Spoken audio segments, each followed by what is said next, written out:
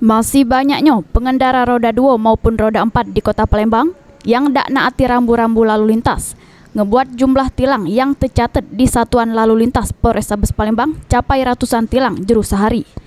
Kasat Lantas Polrestabes Palembang Kompol Irwan Andeta membenarkan jeru sehari petugas Satlantas bisa ngenjuk tindakan penilangan terhadap pengendara roda 2 sama roda 4 sebanyak 100 tilang per hari.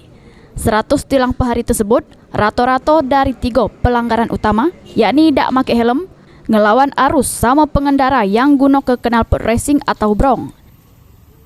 Pertama, tidak menggunakan helm. Setiap hari saya memberikan penindakan baik tilang dan teguran itu di atas 100 tilang setiap hari di Palembang ini.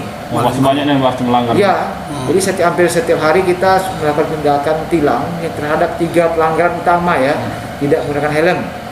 Kemudian melawan arus. Kenapa melawan arus jadi prioritas kita? Itu kan membahayakan pengendara lain. Ya, ini kemudian menggunakan knalpot racing atau knalpot brong karena itu mengganggu masyarakat, juga akan memancing orang untuk kebut-kebutan, Mas. Ya, karena dengan knalpot racing ya bayar juga kebut-kebutan jalan, itu yang kita antisipasi. Guna neken angka pelanggaran yang terjadi, Kasat Lantas Polrestabes Palembang bakal ngebentuk tim khusus.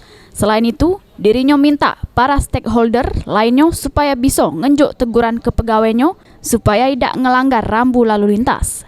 Heru Wahyudi, PAL TV.